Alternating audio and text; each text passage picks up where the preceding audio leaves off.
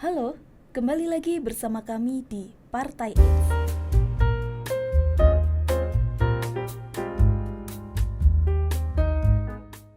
Jabatan bukan warisan, jangan sampai kekuasaan jadi sewenang-wenang. Pernahkah kita berpikir, mengapa jabatan pemerintahan seringkali tampak seperti harta warisan, seperti benda pusaka yang turun-temurun diberikan dari satu generasi ke generasi berikutnya? Padahal, jabatan itu bukanlah milik pribadi, ia adalah amanah. Tapi mengapa sering kita melihat di banyak tempat jabatan justru lebih mirip properti keluarga?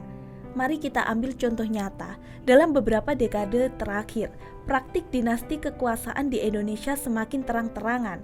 Data dari Indonesia Corruption Watch pada tahun 2020 mencatat setidaknya ada 202 kepala daerah yang memiliki hubungan keluarga dengan pejabat sebelumnya.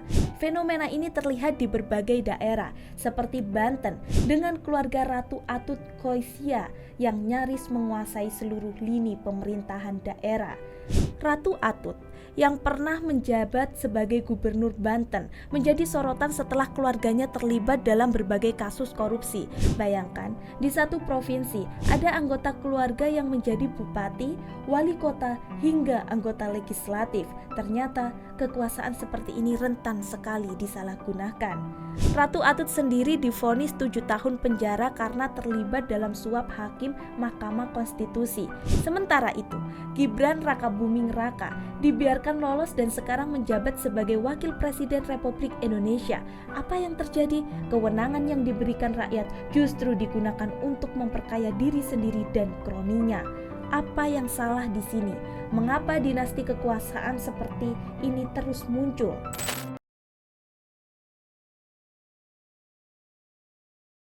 Ketika jabatan pemerintahan dianggap sebagai harta keluarga, bukan lagi tanggung jawab untuk rakyat, maka rusaklah demokrasi. Kekuasaan yang seharusnya dikelola dengan prinsip transparansi dan akuntabilitas menjadi alat untuk melanggengkan dominasi kelompok tertentu.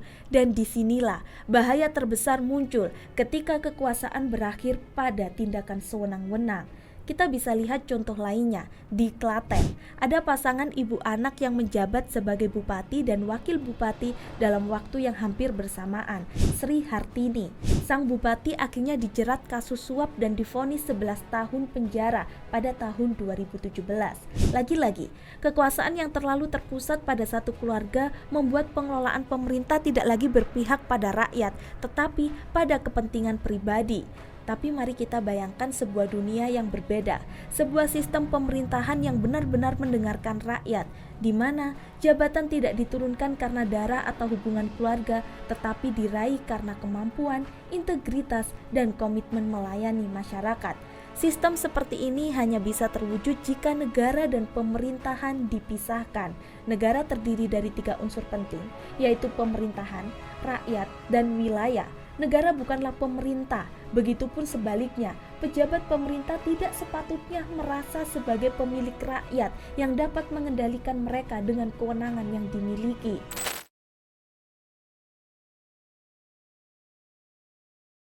Dinasti kekuasaan tak hanya menghancurkan demokrasi, tetapi juga melahirkan fenomena yang tak kalah berbahaya, keuangan yang maha kuasa. Ketika kekuasaan terpusat pada satu keluarga, motif utama pengelolaan pemerintahan seringkali bergeser dari semula untuk kepentingan rakyat menjadi upaya mempertahankan kekuasaan melalui akumulasi kekayaan. Inilah yang kemudian menciptakan lingkaran setan antara kekuasaan dan uang. Kekayaan yang terkumpul selama seseorang menjabat digunakan untuk memperkuat posisi keluarga mereka. Dengan dana melimpah, mereka mampu mendominasi panggung kekuasaan melalui pendanaan kampanye besar-besaran, lobi, hingga praktik kampanye dengan uang yang menciptakan ketergantungan rakyat.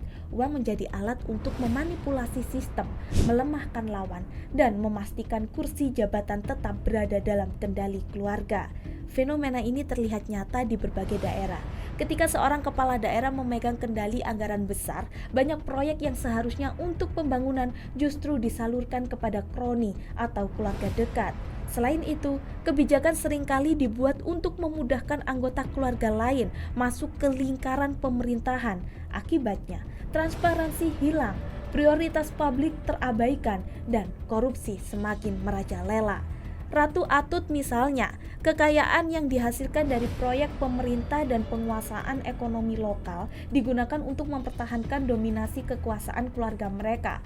Kekuatan finansial keluarga ini begitu besar sehingga sulit bagi calon-calon lain yang lebih kompeten namun tidak memiliki dana sebanding untuk bersaing secara sehat. Di sini, uang bukan lagi sekedar alat, melainkan senjata utama dalam mempertahankan dan memperluas kekuasaan. Lebih parahnya, praktik seperti ini menginspirasi pejabat lain untuk melakukan hal serupa. Sebagai contoh, di beberapa daerah, kita melihat anggota keluarga mulai disiapkan sejak dini untuk mewarisi jabatan. Proses regenerasi ini dilakukan bukan berdasarkan kompetensi, melainkan loyalitas dan hubungan darah. Akibatnya, kemampuan dan integritas seringkali dikesampingkan. Mereka yang seharusnya memimpin dengan visi dan misi untuk masyarakat, akhirnya menjadi simbol korupnya sistem kekuasaan yang diwariskan.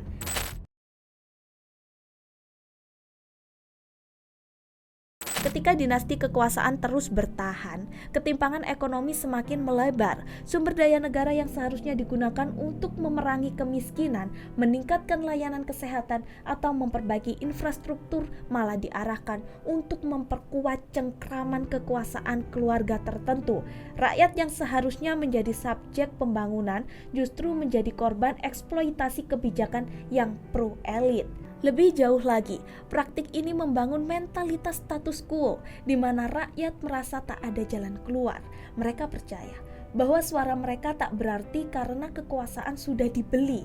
Maka, demokrasi yang sejatinya menjadi milik rakyat perlahan berubah menjadi permainan oligarki keluarga. Itu tadi video dari kami. Jangan lupa like, comment, and subscribe. Dan kami Partai X pamit.